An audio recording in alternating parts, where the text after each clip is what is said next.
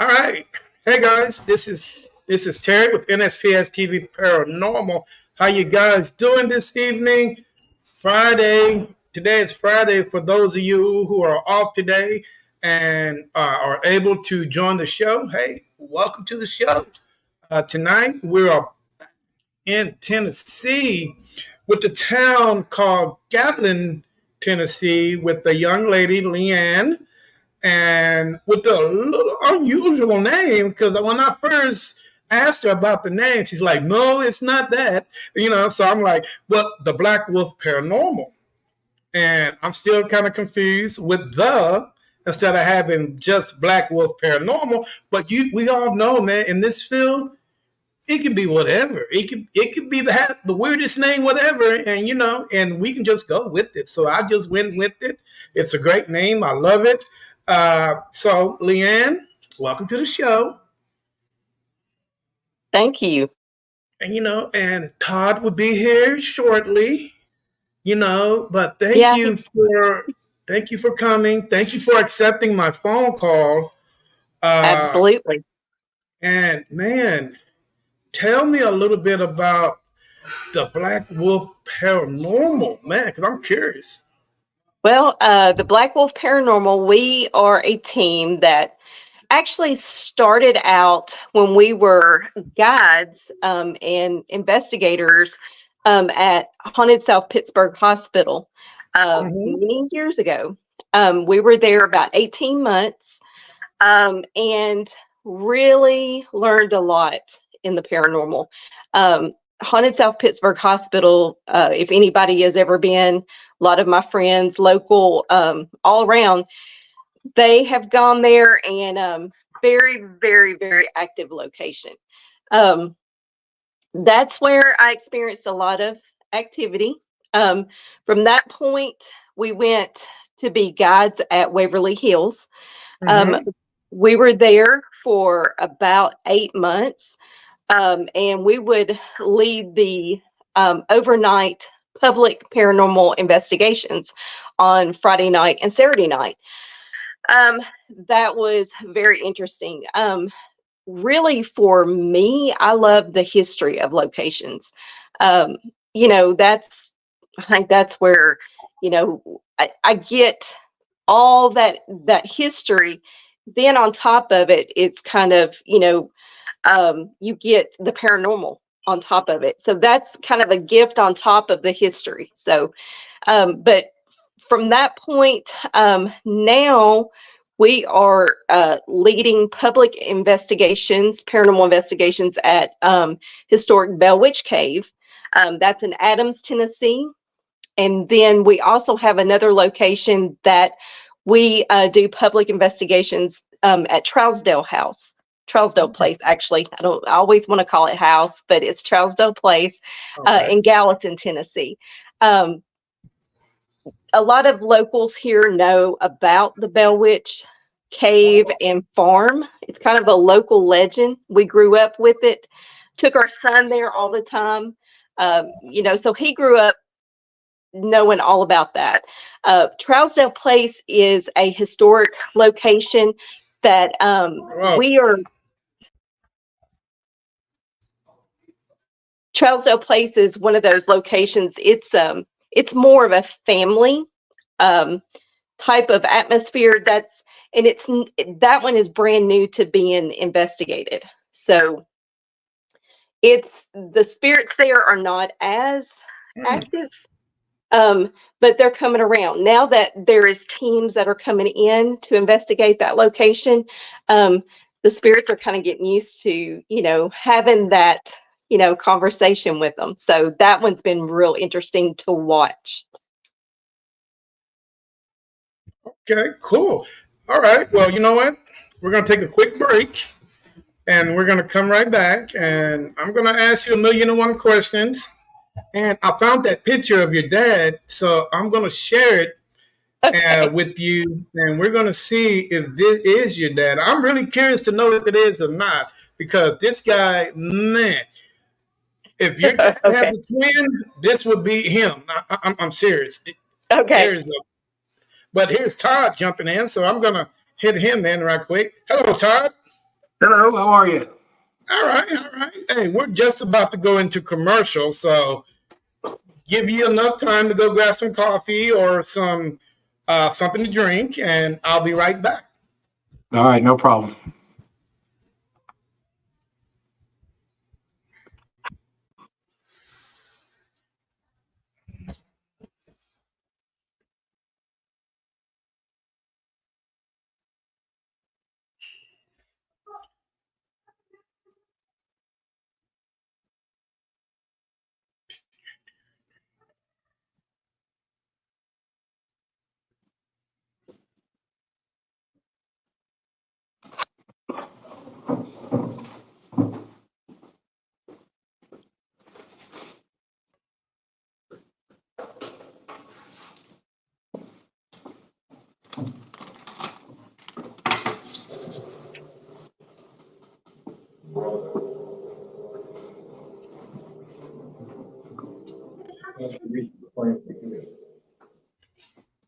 Go away.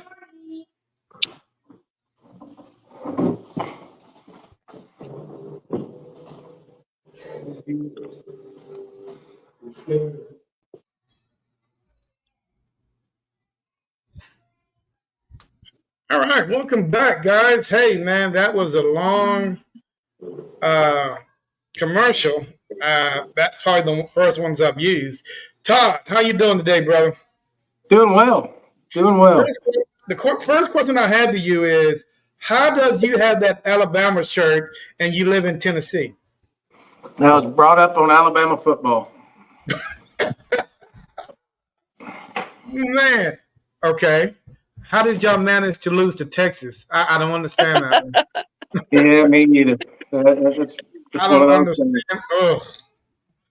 Oh man, that game was it. I live in. I'm about 30 minutes away from the University of Texas, and those arrogant little cockroaches down there, man, they will never ever let you guys live that game down. They're gonna talk about that win forever. That's okay. So you got to. Every dog has its day. Yeah, but that was a big old puppy. I mean, that was a big one right there. You guys, I figure you guys should have won, but Oh that's yeah, okay. That's okay. How you doing today, sir? doing well. It's been a long day at the office. Still here. I can tell, man. If you need a beer, go get you one. Yeah. Once I I leave this mean, place, I understand. All right, guys. Hey, couple questions, man, and feel free to answer them however you guys choose to. But first, to all you guys that are out there are watching on the platforms, all you guys on Kick, Rumble, Instagram, Twitter, YouTube, Facebook. It's so many that we're streaming live on tonight. And I'm not even counting all the guys that are over there in the UK or in Japan. Hey, welcome to the show, man. Tonight we're talking to Leanne and Todd from the Black Wolf Paranormal out of Gatlin, Tennessee. Hey, like I'm saying, hey guys, welcome to the show. Appreciate you coming on, man. Appreciate that phone call. You guys happy to be picked here. up. Okay, guys, first question of the day. You guys ready? Oh yeah. Leanne, I'm ready. Leanne, this is what this is the question I have for you. You know, there are millions of paranormal investigators on this planet. And from your personal uh, just from your personal thoughts, how do you feel that the way things are going with paranormal investigators today? Personally, I think things are going okay. Now, if we want to get onto, talking about the YouTube um, people, clickbaits, yeah, that's another issue that we have. A lot of these YouTubers are using demons as clickbait. Um, yeah, that's not good. I don't agree with that. Um, And, there is a few shows that also do that. Um, so, as far as our team goes, if that is mentioned at any of the locations that we run, we will ask you to leave. It's actually, we have it in a clause, and we let everyone know that that is one of those things that we do not allow. And it's not going to be tolerated because, that's one of those things that, you know, when these locations have these, YouTubers come in and there's kids that are watching this. And I feel really strongly against it because you've got teachers that bring these kids to these historical locations for, just a day tour, for a school outing. And, the first thing the teacher looks up is, maybe the historic Bell Witch Cave just to get some history so she can, teach the kids. And, the first thing that pops up is, this YouTube that says demon, demonic entity, that is not, you know, a good first impression at all, for anybody that is doing history for a location and, bringing kids in there, families bringing kids there. So we nick that in the bud. We don't tolerate it. Okay, I understand that. Trust me, I'm the exact same way. Todd, can I ask you a question, sir? Uh, Sure. since Leanne brought up, kids and schools and stuff, there's a big trend that's going on here in Texas. Not so far at the elementary or at the middle school level, but at the high school and the college level. How do you feel about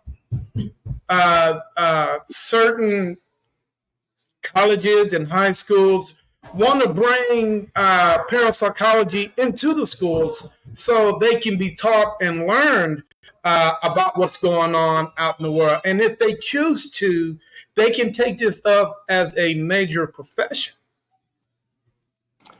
I kind of have mixed emotions about it being a major profession because it's simply, nobody's an expert. The Right. paranormal, the paranormal is out there. It's out there for everybody. If they want to study it, I think that's great. But at the end of the day, there's no real professionals. It's what do they call it? A pseudoscience. And that's one of the things that I guess that we're looking for is a way to prove it. We go out there, we're looking for evidence. We're looking for that hard piece of evidence. Mm-hmm. And any evidence that we bring forward, there's always somebody out there that will try to belittle or push it aside, disprove it. Which we're all about. If we bring out a piece of evidence to anybody in our group and run it by anybody, any of the teams that we work with, and we ask them, debunk this if you can, let me know what your thoughts are. But there are some people out there that want to degrade it because they didn't find it. I guess that's the safest way to put it. But yeah, I think it's a great idea to open people's minds up to parapsychology and the paranormal. You have to have an open mind to do this sort of thing. And like Denise just said, there's no money in it. Right. People are trying to get monetized all the time. But that kind of falls back to the clickbait that Leanne was talking about, with people trying to get monetized on YouTube for different reasons. If somebody's on YouTube and they want to talk about the history and add a little bit of the paranormal into it and, promote these locations in a positive light and not take them down the demonic or the dark road, I think that would be great. And that would be a great idea or a great step forward for the paranormal community. Okay. Now, wouldn't you say it's getting harder and harder for paranormal teens and people that are just coming into the paranormal? Because I see this all the time. Hollywood have a tendency to brainwash our younger paranormal investigators that are coming out, and instead of um, doing things the right way, the educational way, they're doing it the Hollywood way. And the Hollywood way, it depends on who you talk to. It's not always the right way. Well, Don't get me wrong. There are some, Hollywood people that are doing their research, and they're actually teaching people as they promote their show, and their show goes on TV. Of course, they teach that whole things about history, and the whole aspect of everything. But the way some of the Hollywood people are, it's not pretty cool. but Hollywood is looking at it. You know, we have some very good friends that are part of some of the Hollywood teams, and we've talked to them about it. And when these TV shows go out to a location, they spend a week, 7 days, 10 days at a location to get that 45 minutes to an hour show. And in that 45 minutes to an hour show, they may have two or three pieces of really good evidence. That puts the expectation in the minds of those viewers and those people that are new to the paranormal, that anytime they go to a paranormal location or go to a location or doing a paranormal investigation, that they're going to get instant gratification. And all of us that have been in the paranormal for quite some time, we know we go into a location and sit in the dark and talk to each other, and we don't get anything. Yeah, and And to add to that, I know with us being at Waverly Hills, that's one of those, well-known worldwide locations, and we would have nights with absolutely nothing. You just don't have that kind of activity every location, every night. Haunted South Pittsburgh, you didn't have, every night something, that was happening. So that, like going back to what Todd said, those, paranormal shows, a lot of people don't understand that they're there for a week, and they're filming and they get that, condensed version. And, some people think, watching those shows, oh my gosh, you're going to go into that location and just have, one thing after another. So a lot of times with us, we will let everyone know, it's like fishing. You may get something, then again, you may not. So we just hate to, have that expectation out there you know, for everyone to show up and, expect, something like that. So, Right, right. Now, if you guys was to put a junior team together, what would be the proper way that you guys would train these guys to make sure that they do it and understand what they're doing? What would be the way that you guys would do that, Leanne? to start a team out, was that the Hmm. question? Yeah, Okay. you start a junior team, let's say from the ages from 18 to 20. Okay. So our son started like that. So he's 25 now, but he started out as a junior investigator. So I know with me and Todd, with him, we would always have him be aware of what is going on around him, what could be, you know, EMF that he's picking up, that could be, wiring, electricity. We showed him the basics of what could cause this equipment to go off. Um, you know, Debunking was a number one for us, and Zachary, our son, went into psychology when he got into college. He's got his master's now. So as he progressed, he really used that psychology, and he would help us run investigations at Waverly or at Haunted South Pittsburgh. And he would use that psychology to kind of debunk things.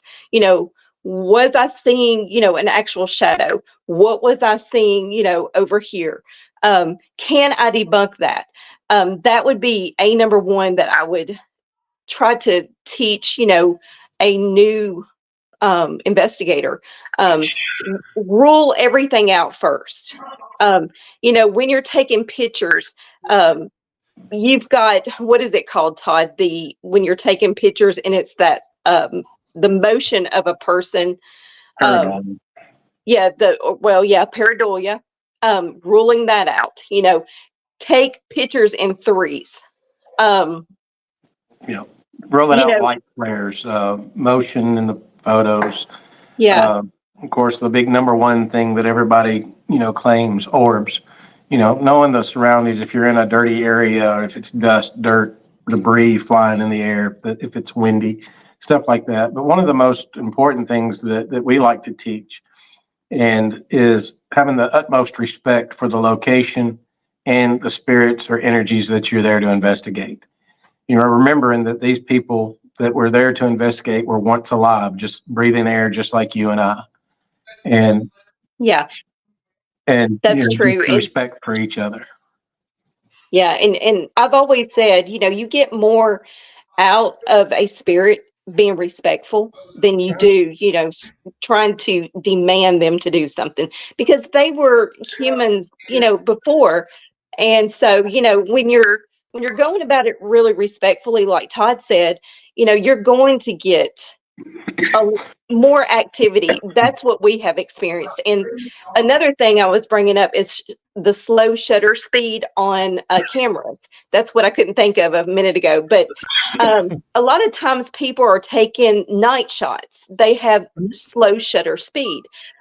So when a person is in motion, they're capturing. It almost looks like a shadow. They're capturing a spirit, and but it's a slow shutter speed, because with those night shots, that's what it's capturing.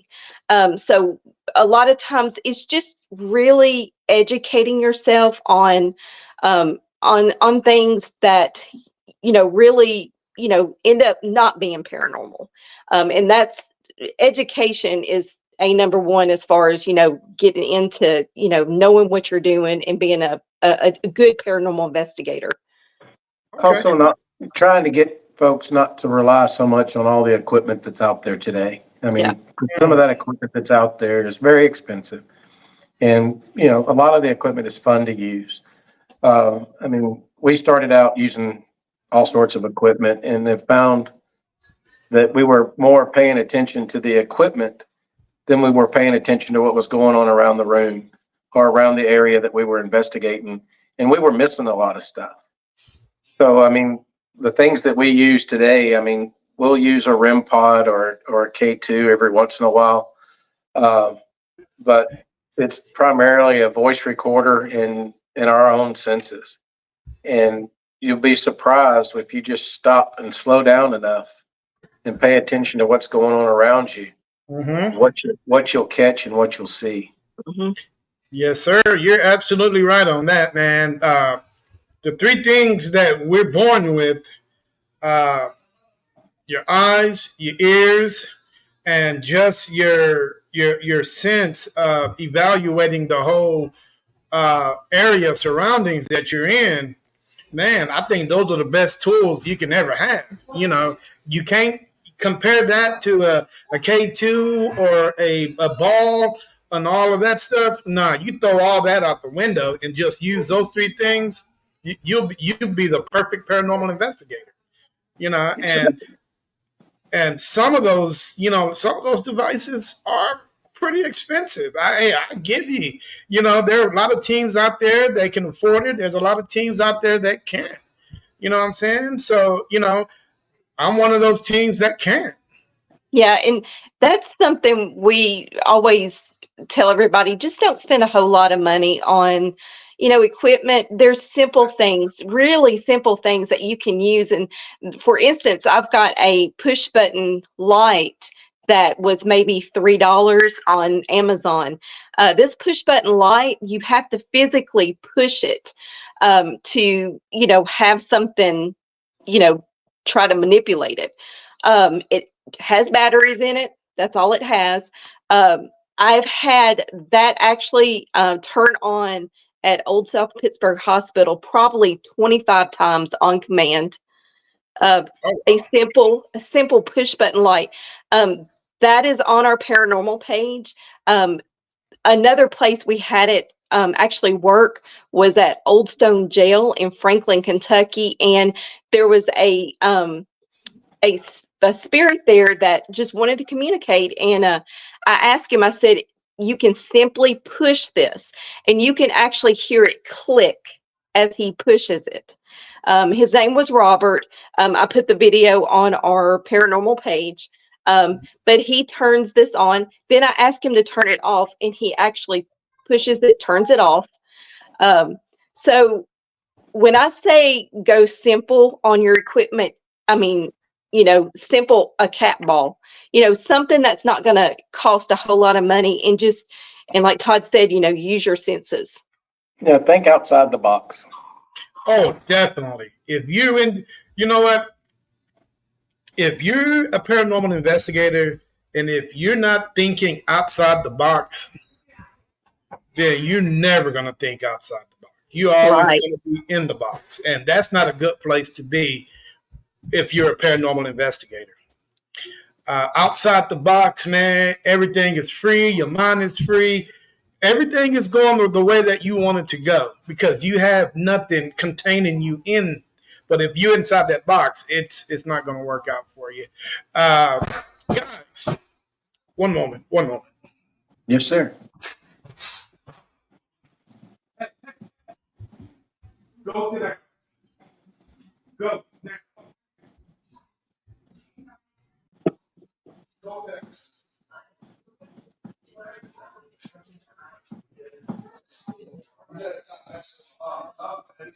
Come on out here. Come on. Get on.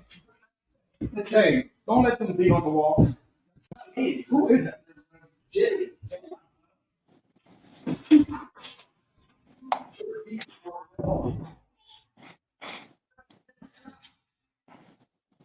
Sorry about that. I had to chastise some kids. That's okay. They're beating on the girls.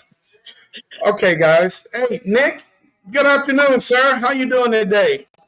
Hey, Todd. I'm gonna ask you a couple of questions, bro. And we're both 23 years old. We got our whole lives ahead of us. Oh yeah. How do you guys? Okay, how do you feel about? Yeah, banging on my door. You're 23, bro.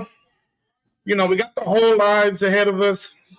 The year 2100 is coming up. Man, give me an idea on how you think paranormal investigating is going to be in the year 2100 when we're 35 years old.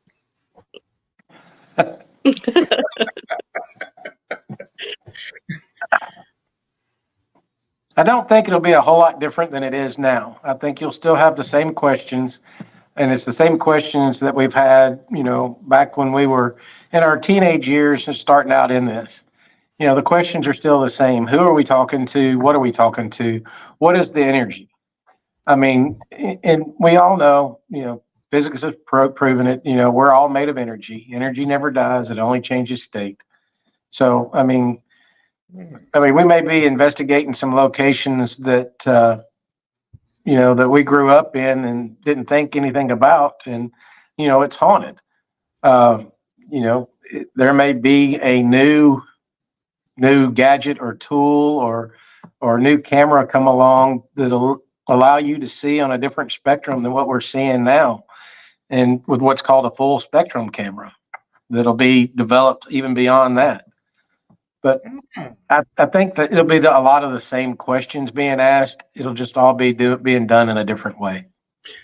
You know what, Leanne? Todd hit on something that was going to be the next question. Mm-hmm. How much time do you have on your hands throughout the week? I need for you to do me a big favor. I need for you to go get a stack of paper this high and I need for you to write a paranormal dictionary. Because there are so many words out there we can use, but why is that paranormal teams, investigators, ghost hunters, why do we always use the same words? You know, it's getting to a point where it's just getting really irritating. Mhm. Where can you light that gas ball? Can you do this? Can you do that? Let's throw that word, can you do? Right. You know what I'm saying? Let's throw that out of there because it don't even need to be under there. When you ask somebody, that's just like me asking my mom, "Can you do this?" And you know what she's gonna say? No. No. You know, no. And so we need to figure out how can we communicate with friends and family, people that have gone long ago, and talk to them with a little courtesy, common sense. Let's talk to these people like, they're people. Right. Exactly. I mean, It's got to be something. it's right down that same road, what we talked about earlier, that respect thing. Respecting these energies or these spirits that we're going to communicate with and talking to them just like we're talking on this show. I mean, we've been in some situations to where we've had a slow night. There's no real paranormal activity going on. We've had a recorder running, and we've sat there and just having conversations amongst ourselves and cutting up and carrying on and having a good time. And then all of a sudden, we play back the recorder, and there's a disembodied voice on the recorder that we didn't hear that was communicating the same way or the same talking about the same thing that we were, or laughing at our jokes, or laughing at us cutting, hitting on each other, and Yeah. it's kind of crazy. Well, So and I mean, sorry, Todd, that goes back to when we were doing a public investigation. And at the beginning of the night, we had started, and the room was full of friends of ours. And we were just asking a spirit, can you let us know how you're doing? And so for us, our team, we do something called a 360 EVP. And it's kind of something that we kind of figured out on our own. We have everybody ask the same question, and we start our recorder. And we learned over time, just experimenting with this, that we've noticed spirits will answer one person over another person. And to be honest, we don't know why. Um, it could be that their energy, they like that energy. They can feel that energy, they like it better. So one night we started doing this, and we were at Haunted South Pittsburgh, and we asked Nellie upstairs on the third floor. She's a spirit. She was an older lady that passed in that room, and she passed from dementia. So the question was, Nellie, can you tell us how your night's going? And she's one of those spirits that would talk a whole lot. And out of the blue, I get a random spirit speak up on my recording that said, Leanne, hey. So in the middle of just this 360 that we're talking to a whole nother spirit, there's another spirit over here trying to communicate with me. And that was one of those locations we got to really know the spirits, and we were there every weekend. So, and you can tell when you're at a location and you're consistently there, they get to know you and they learn your name. And, just doing stuff like that, we really learned a lot by just experimenting and just kind of seeing, what we get. But like Todd said, going back to just having random conversations and then having spirits just pipe up and start talking to us through that conversation. Mhm. And that we love doing that and just run a recorder. Okay. Let's talk about your city, Gatlin, Tennessee. It's actually Uh, Gallatin. Gallatin. Tell me a little bit about that town. Todd, do you want to tell him? Oh, go ahead. Oh, you're good at it. You're good at it, Todd. Gallatin is a different kind of small town. There's a lot of history in the city of Gallatin. Um, there's a lot of Civil War history in the city of Gallatin. A lot of troop movement. One of the main railroads ran through the city of Gallatin, and we're, I don't know, 8 miles from the Cumberland River, and through that area there was a lot of troop movement from both the north and the south. There was a lot of troop and supplies that would move through the area. Uh, Parts of Gallatin were very heavily Native American land, Mm-hmm. and there was a few areas through there that were thick with buffalo, and would the Indians would hunt, and then there were settlers that would move in and hunt. So there's a lot of history around that area. A lot of the folks that are buried in the Gallatin City Cemetery were very prominent people from around the country. Everything from senators and governors and high-ranking officials, generals. There were even some actors and actresses and people that sang in the opera that were buried in the local Gallatin Cemetery. Interesting. Now, Leanne, before Todd jumped in, we were talking about one of the most famous. I don't know if it's an urban legend or it really happened. The Blair Witch, the cave, the whole thing. Now, The, from the The Bell Witch. the Blair Bell Witch, Witch. Yeah. the Blair Witch, yeah. Yeah.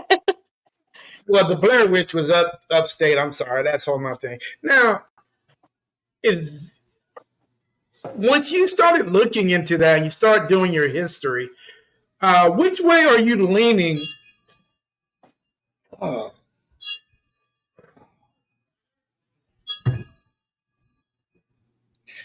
Sorry about that. Which way are you leaning as far as actual proof that it really existed? Was it really a bit more existed, or is it a little bit more of an urban legend?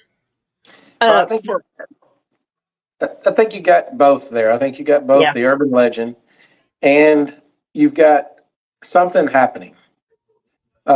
Through the investigations that we've been able to do up there and the time that we've spent up there at the Bell Witch Cave, uh, it is our opinion that what is there is of the earth, that it's an elemental, that it's not necessarily a witch.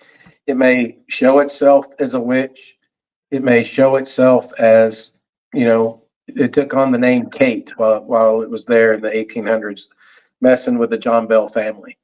Mm-hmm. Um, we think that whatever John Bell did, he either did something to the land, disrespectful to the land, or he disrespected somebody in a way that upset this elemental.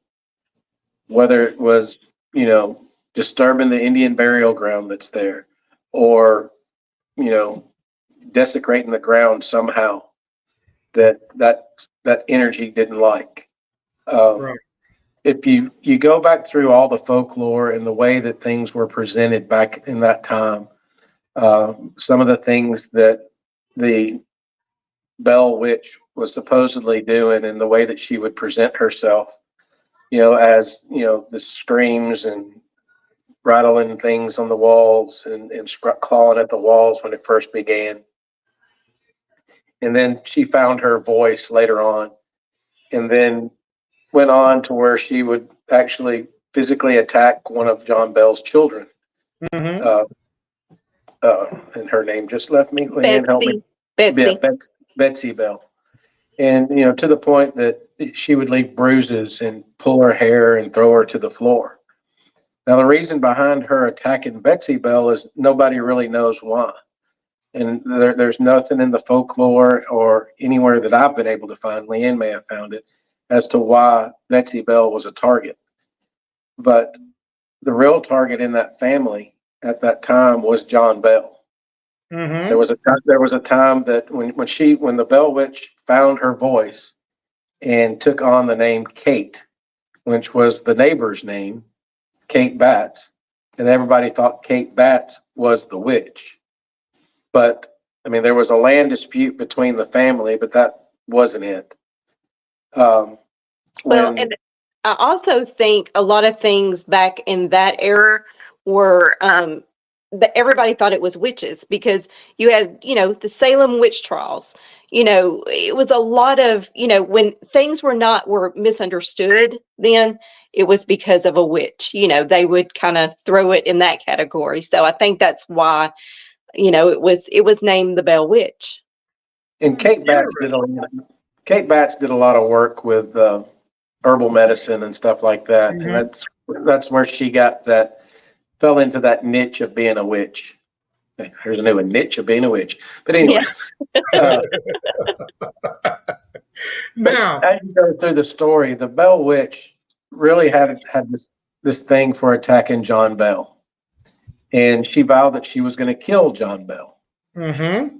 And then when John Bell died on December 20th, I think 1840 or 1820. I'm sorry, I don't have the dates in front of me right now, but it was she came back and actually took the credit for killing John Bell. That there was a vial of poison next to his body where they found him, and she said that she gave him the medicine that ended his life. Yeah, and Tennessee is the only state that recognizes a person's death to the supernatural, and it was due to this entity that killed John Bell. So, the story behind this it's crazy, and we do know something happened in Adams, Tennessee. I mean, there's no doubt that something transpired. Now, what it could have been, we don't know. But the whole city of Adams, she was consistently all around that city. She would actually go to the local Baptist church or Church of Christ. This Mm-hmm. entity would take over a sermon and would actually preach that sermon exactly like the preacher and even better. So you had all this documented, and there's two books. There's a red book and then there's a black book. The red book was written more like a diary, Mm-hmm. and the black book was written, and I cannot remember the name of it right offhand, but that one was actually written by a physician that was part of the Bell family, and that book is amazing. I've read both of them. That one really made you understand some of the things that this entity would do, and this entity actually predicted the future. So things that we, have not even had happen, she had predicted in this book, and she did say she was going to come back after so many years. Um, she did come back after one time after so many years. Then she claimed she was going to come back again. She didn't. So that was one of those things that happened. In the Now, years that she did reappear, she did make several what's the word called? Predictions throughout, mm, not necessarily for that area, but for the world. Yeah. And I think, if I'm not mistaken, one of the predictions actually had to do with Adolf Hitler. Yeah. I mean, there were all of that, and there were some pretty famous people that actually went out there and visited the farm during that time frame that the Bell Witch was going on. And interesting. before he was president, President Andrew Jackson is quoted as saying, "I would rather face the entire British Army than face the Bell Witch again." Interesting. Now, guys, we all know there was a movie made about this. Hmm. Uh, how much do you think Hollywood got that movie right? Nothing. Absolutely nothing. That was just it was Hollywood. That's about it. That's It, what it, it it is. Yeah, And to be that was honest with it. you, I don't think I ever saw the movie. So, Right. Yeah, I did watch it just for entertainment. Yeah, it was not even close to, the things that happen. I mean, there are a Yeah. lot of people out there that are doing some good work and trying to get the real story of the Bell Witch out there. Um, the author of the Black Book, and I'm sorry I can't remember his name either, but he's done a real good job, and I think he's got 2 or 3 other books on the subject. Um, and there's some really good information out there, and there's some people that have kind of put their own twist on things and kind of carried the folklore a little bit further. And I won't say that it's bad or anything, but it kind of opens your eyes to what really could have been.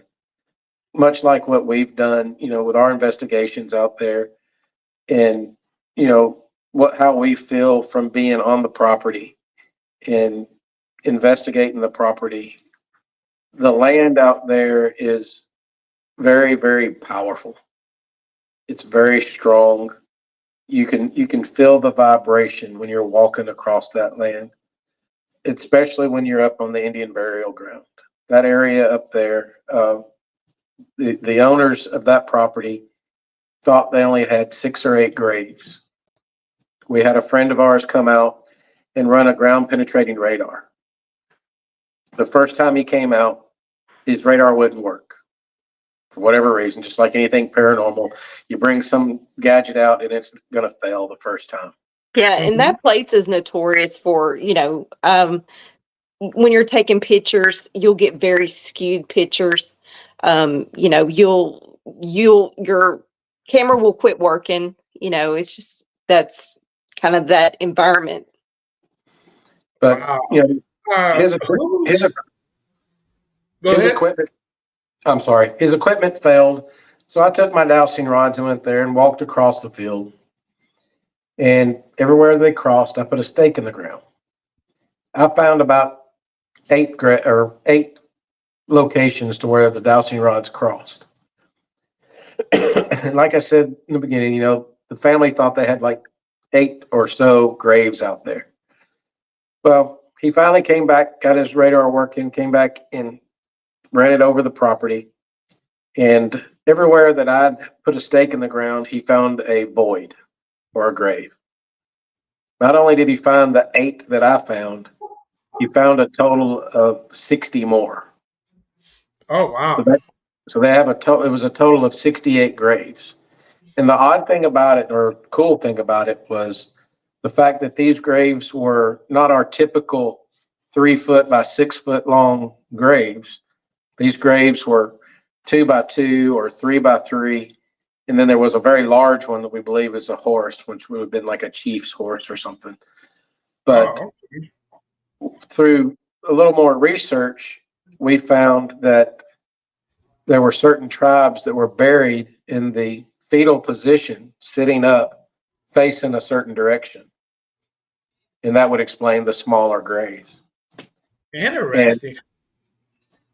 And then, to take it a step further, there was a box grave, a rock box grave, actually in the cave for the longest, that had a skeleton still in it. The skeleton was tested, and it was dated on back into the early 1800s, and it was believed to have been a teenage Indian girl that was in that grave. Well, at some point in time, somebody broke into the cave and actually stole the bones out of the cave. Hey, I bet you they're in for a long damn night. Absolutely. I mean, Yeah. And karma does exist. So, and just I mean, like somebody just said, they said it's sacred ground. Absolutely, it's sacred ground. Because the graves are they're 80 feet above the cave. So when you're on the native burial ground, it's a mound that you're on, and below it is the cave. Then you're overlooking the Red River. So you've got all the elements of a haunting. You've got limestone. You've got, and there's actually It's limestone. You've got the water. You've got railroads that are very close. The Trail of Tears actually went through that area. So they've got, all the signs out there, that it's part of the Trail of Tears. You've got everything there, and so no wonder that land just vibrates, and you can feel it. It's kind of like going, to these battlefields. You feel that energy, and you feel it before you get there. Wow. Now, who owns the Bell property? Is it the Bell family still, or somebody else? No, there is a new family. Well, not new. They've lived there for a while now. They own it. They are. It's a large family that helped run that, and they have daytime tours there during May through November, and they also do lantern tours there. It's just a neat place. If you don't really want to do the paranormal, you can go for the day tour. They will take you through a replica cabin. They will take you to, and I'm not sure that they take you up on the native burial ground, but they will also take you through the cave. And those two areas are just, they're awesome. And, for us, we, during our May investigation, we had a gentleman, Joe Crow, took the most amazing picture of a full body apparition, and the gentleman was standing in the doorway, the spirit. And what Joe did, we were done, for the night, and so Joe walked out to the cabin and was just taking about 10 consecutive shots. And so when he, got home, he was going through his pictures, and he sent them immediately to us. And he said, "You know what, guys? I think I caught something in this picture." And the crazy part is you can see. Right. You Just a can, moment. yeah, go ahead.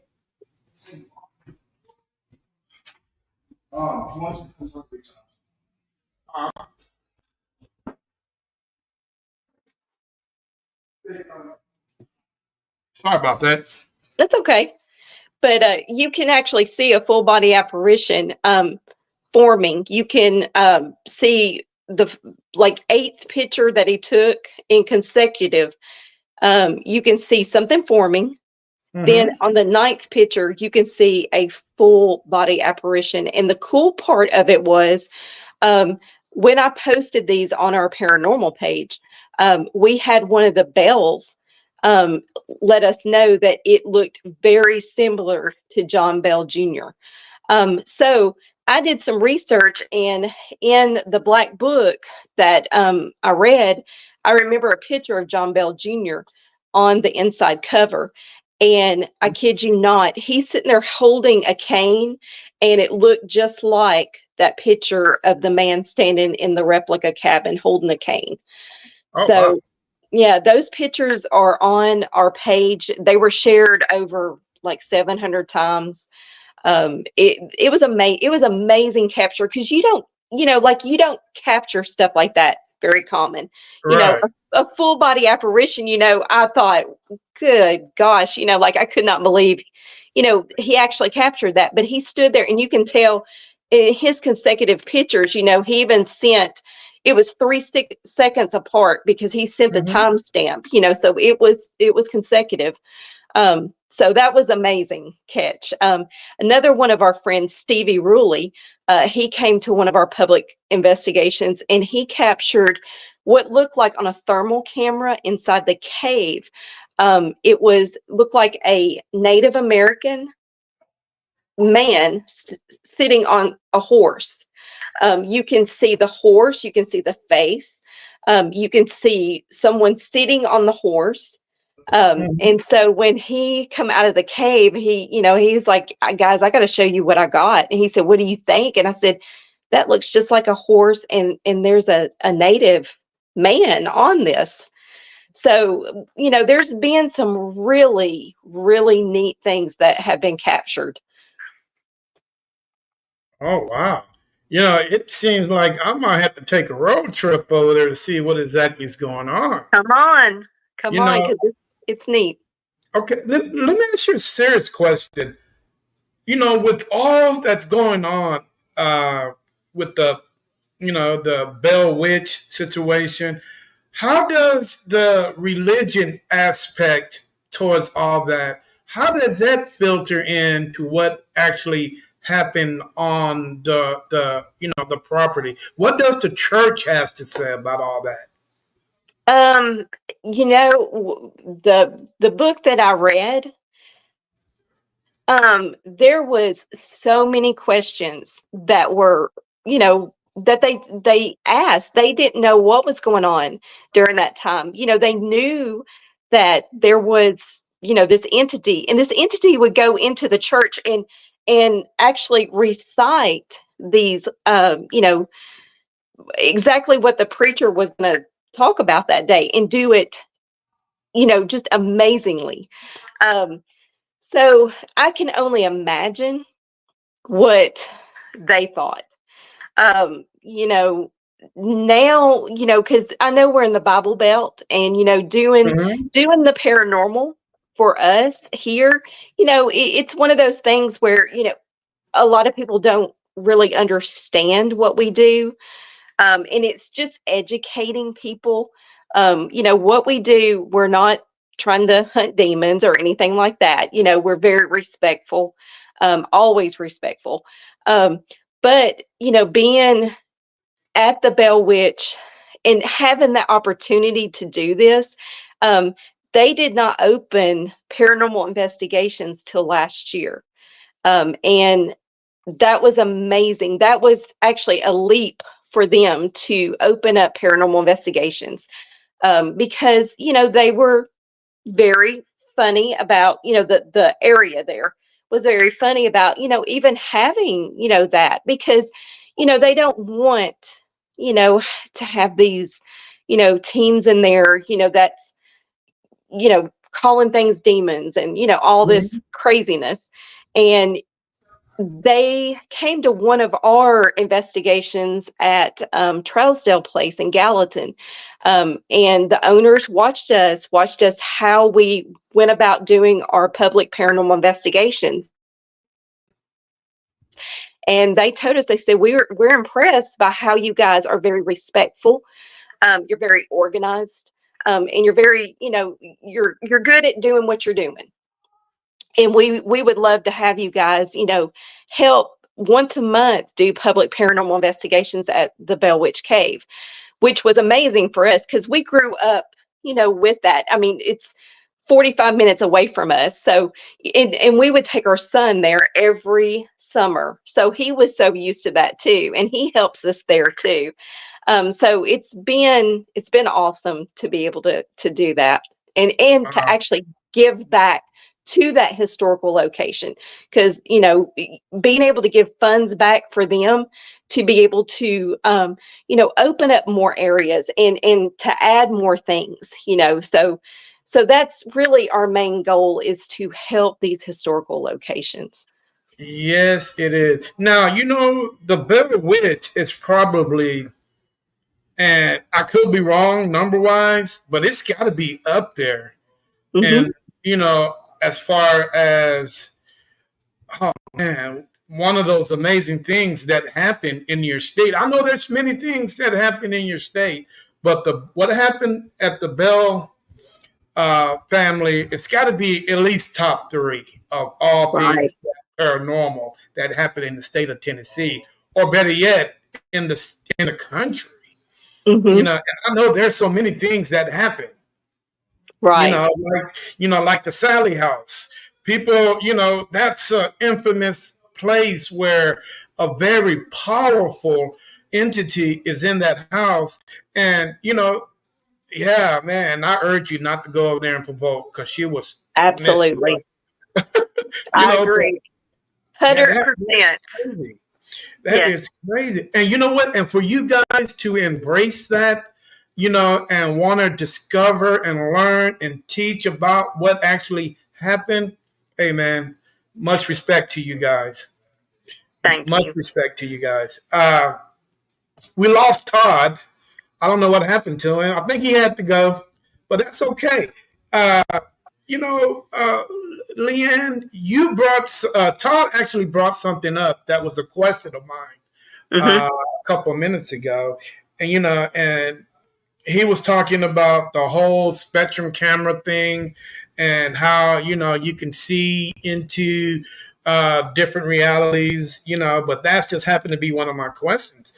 If Todd was in a basement and he built something like that, and would you guys want to share something like that with the world, or would you want to keep that to yourself?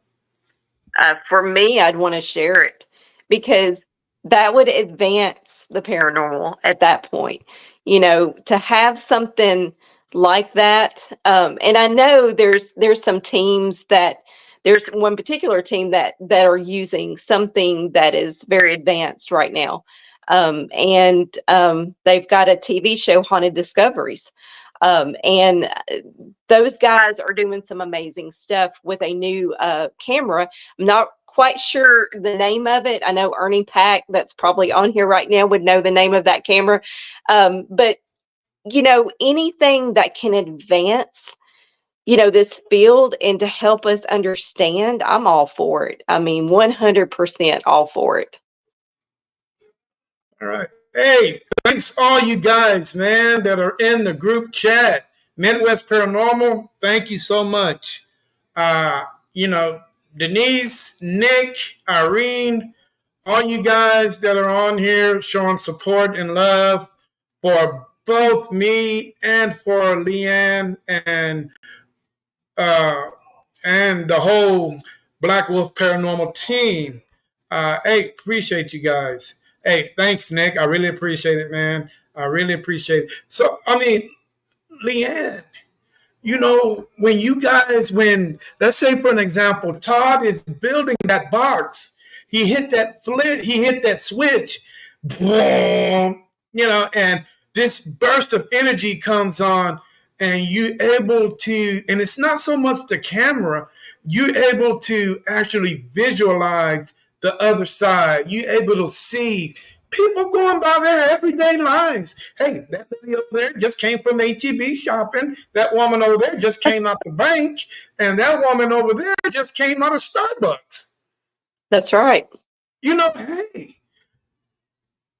And guess what? And guess who else you saw? You're able to communicate with loved ones that are long, long ago. You're actually to bring them in. Hey, sit down, have a conversation, eat donuts and milk and cookies and all that stuff. Whatever you guys want to do. That's right. Are you sure? Are you absolutely positive that the world is ready for something like that? Well, if they're not, that would, be on them. But I think that it would be an advance for us for sure, to be able to have something like that. Whether we'll end up with something like that in the future, I don't know, but I think it would be amazing. Personally, I think it would be awesome. For every upside, there's a downside. You know That's what I'm true. saying? Because I think, That's true. forever, me personally, I don't think man is ready for such a device like that because Hmm. they cannot handle. They would take it, twist it, misuse it, misguide it. A select few might be ready for it, but people now at this time, at this age, and the age of our development as humans, I don't think we've evolved long enough to for us to understand that type of power, that type of Hmm. capability, that uh, and I don't know if we ever will. Yeah. You know what I'm saying? But it's just one of those things that if it ever comes out, if Todd ever invents it, he would have the weight of the world on his That is shoulders. so true.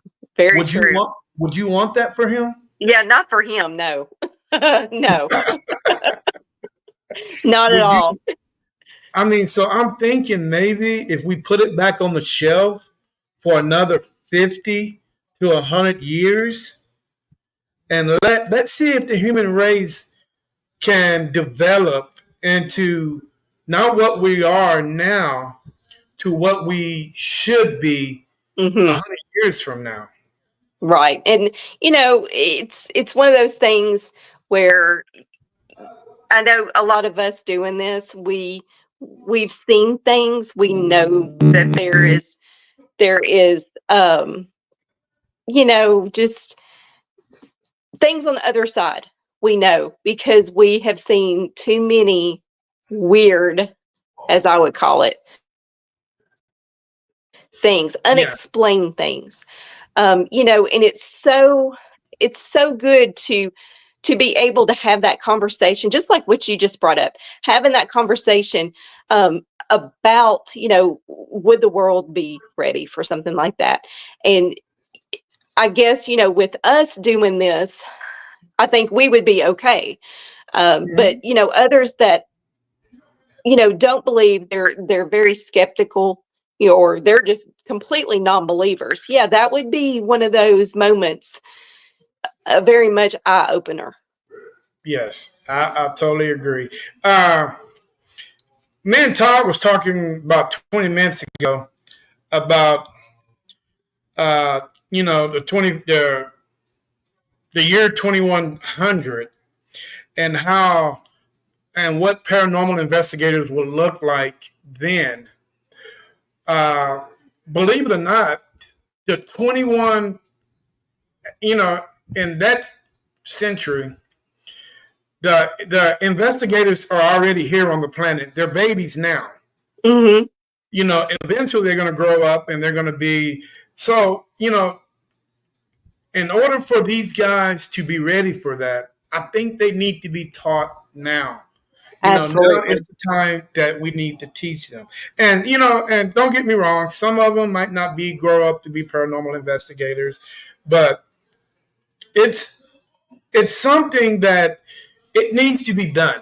Because if Hmm. not, they're going to fall into the same footsteps as we are. And I'm not saying we're not in a bad place, but as we get older and years comes, centuries and centuries become so on and so on, I think they need to be ready for what is going to be ahead of them, which is going to Absolutely. be, now, I don't know if it's going to be a lot harder for them or it's going to be a lot easier.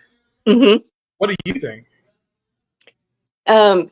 If with the advancement of things, it could be easier. Right now, I know with uh, how we grew up, in our generation, um, you know, from being kids and seeing how advanced we are now, I can only imagine what, my grandkids will see, or, their kids will see. I mean, just the possibilities are endless. So, but it's using that technology for the right things, and not against, humanity, I guess, because I know AI, is out now, and there's a lot of things, with AI that can be very, detrimental. Then there's a lot of positive things. So, you, like you said earlier, there's good and then there's bad. You have to know how to use that technology Mm-hmm. in a positive way. Yes, I totally agree with that. Hmm. It's so exciting, unknowing, ain't it? Yeah. Oh, It, it, yeah. it really is. I mean, it just you know your hand and your hair on you just stands up when you talk about how bright the future can be. Hmm. It's really amazing. You Right. know, but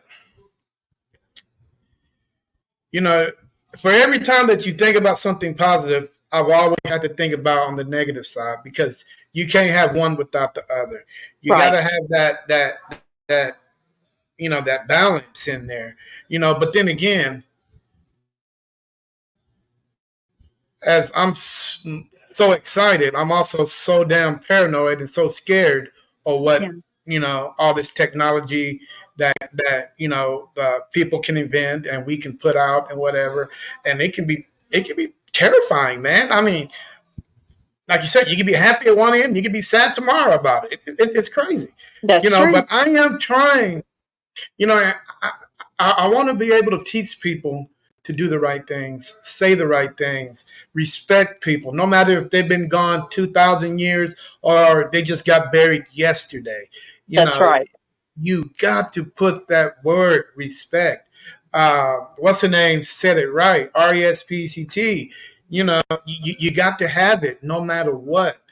That's right. But the thing is, our Leanne, are the kids being taught that in their homes? Because Right. I see kids every day out in the world that are not. If you're not teaching respect in your home, how is that you're going to teach respect when? I mean, how are you going to show respect when you're out in the paranormal field? That's That's going to right. be that's going to be hard to do, especially if Yeah, you're not and being that's, taught at home. and that's where our generation has to teach.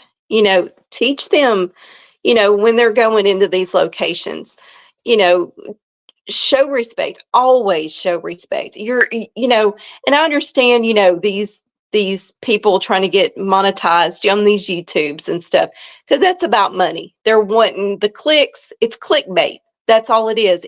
It's about the money. Um, but and if others are trying to falsify, you know, a, a paranormal situation or something, doing something like that, Mhm. yeah, I mean that right there is grounds for, no, that does not need to be in the paranormal field at all. And in the end, it's ethics. Have good ethics when you're doing this. You're not going to go into a location and get something every time. You're just not going to. Um, and then the respect, having that respect for these spirits. And I guarantee you, when you go in with that open mind like that, and you're showing respect and your ethics are high, you're going to get stuff. And it might be something, tiny, but at least you get a Mhm. voice. You get something on EVP. But you know what? That is a gift. I've always said that from spirit. That is a gift that is given to you. So, be happy with what you get, even if it's a little something. Like I said, we've been in Waverly and get a little something. You know, I chuck that up to being a good night, because Yeah. you got something. They gave you that gift. Being at, any location we've gone to. And you, I leave, I leave extremely happy because, it's the experience you're taking in, and then you're taking in all that history. And you're getting really educated on stuff that you would not even have known. And you're stepping foot in this location where these people stood. So Mhm. it's taking it all in like that, and not checking it up to, oh, it's another location, or I didn't get anything tonight. It's not all about getting the paranormal. That's not what it's about. Yes, ma'am. You're absolutely right. That's what it's not all about. Right. I can't even tell you how many locations I've been into when I've ate a box of licorice and not getting nothing. Right. You know what I'm saying? I've been in locations where hell I got ran out of. And Hmm. that's fine too. Yeah, I'm just that's telling you right. that, man. I still got these 28 on knees and I can still run. That's right. You know what I'm saying? So yeah, man, it's enjoy what you do. Right. You know what I'm saying? Enjoy it, embrace it, but you have to respect it, guys. For all you guys that are listening on these 8 different platforms, just please watch what you do, how you do it, and I mean, we're not saying it's not fun because it is fun to do, Mhm. you know, but you just gotta have to understand what you're getting yourself into when you do it. It's a lot of hard work, and it's a lot of time, a lot of effort, and the biggest thing, it takes money to do this. You That's know what I'm right. saying? It takes money, and it might even itself out as far as money wise in the long run. But time, is all you got is time, man. So if you sit there and watch 30 hours worth of audio, you're just watching 30 fucking hours worth of audio. That's I right. mean, you gotta do what you gotta do, man. But yeah, hey, are you able to watch all the comments that are popping in? I can't see them. I'm on my phone, so unfortunately Oh, I okay. can't see you guys. Well, you know what? You're getting a lot of love. So Awesome. hey, praise all you. But you know what you can do, guys? All you guys that are commenting, hey man, just go to the Facebook channel, hit that like button, hit the follow button. Let's get all this team likes and shares and whatever. Just let's get them all up. Hey, she could be a good person to talk to if you need to talk to them about some paranormal stuff, man. I'm pretty sure she can help you guys out. Leanne, I don't know where Todd went, man. I guess he got bored. Yeah, I think he got kicked off or something, so it's all That's right. okay. You know what? The next time when I come on y'all's show, hell, I'll pick on him. You That's know, right. that's okay. Hey, Please do. Please do. you know what? We've been on the show for an hour 16 minutes, and it's been so educational. I learned so much about the bell. Uh, okay, here we go. Uh, quick, Nick Moulet. Yes. This is something that he said. He said, I'm actually going to start my own paranormal series on YouTube. For years ago, unfortunately, the project was unable to move forward. My series have been different from all the others. My mention is not only investigate notorious haunted locations, but if we get something great, if not, it's worth a try. That's right. Wanting to show raw reality of the paranormal of investigating. Hey, there you go. That's right. Nick, and I've investigated with Nick. Nick is awesome. So yeah, he's great. So Nick, 100% I agree with you. I agree with you too, buddy. And you know what, Irene? She picks on me all the time. I don't know why she picks on me, but she does. Irene is one of my friends from Japan, and That's right. I know Irene. I know her. and she's helped me out through so much. You That's know, awesome. from the good times and the bad times. When I need somebody that can understand me, I contact her. That's You know, great. when I need somebody to confide in, I contact her. Or if I need somebody to tell me not to stick my finger in the light socket, as she says I do so often, I contact her. That's right. You know what I'm saying? So yeah, she has been great. Hey, I'm going. I made my mind up. October, we're headed to Japan. So That's awesome. You I'm should. going. Yes, and and actually Irene actually did an investigation at.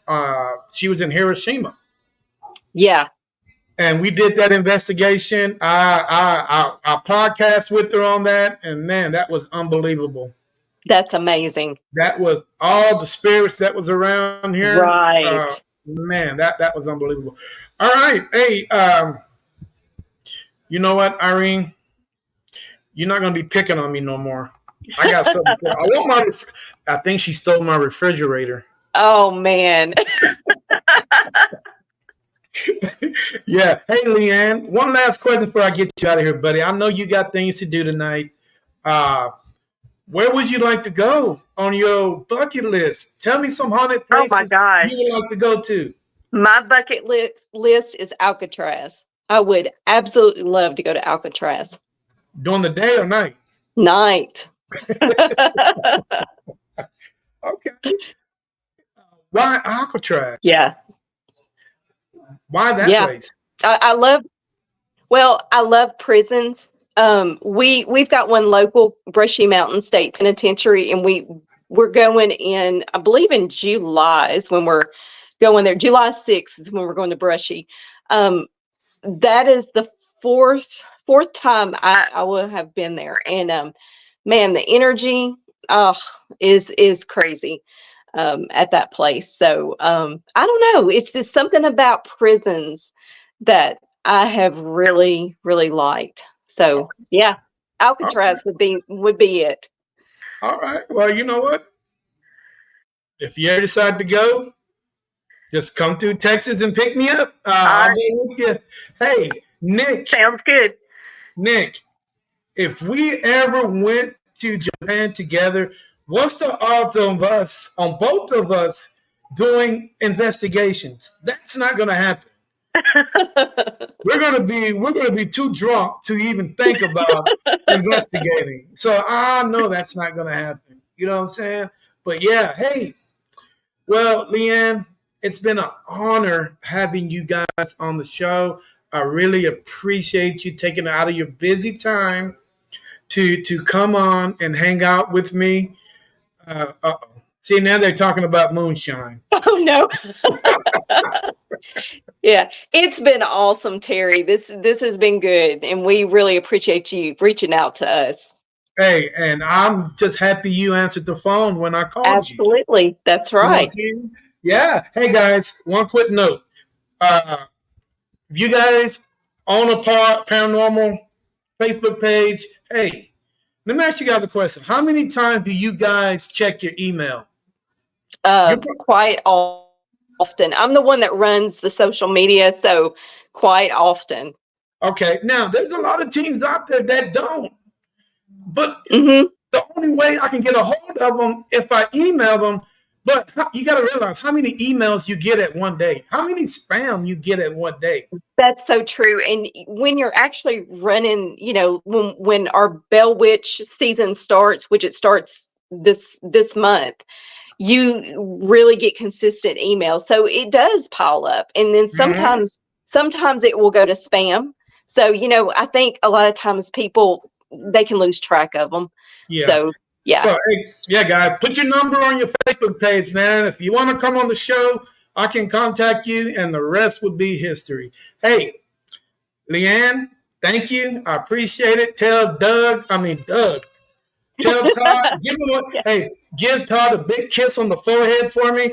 I'll do And it. hey, when if you guys ever invite me on your show, man, I would love to have you. I would come Absolutely. on, man.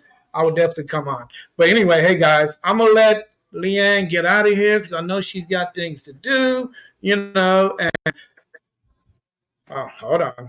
Ah, that's for you. Love and light, Ah, guys.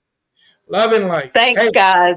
yes, ma'am. Hey, you enjoy the rest of your weekend, and I will see you when you invite me on the show. All right. All right, Thanks. hey guys, this is Terry with NSPS TV Paranormal signing off. See you guys tomorrow evening. Uh, stay out of trouble. In the meantime, peace. Bye. Oh.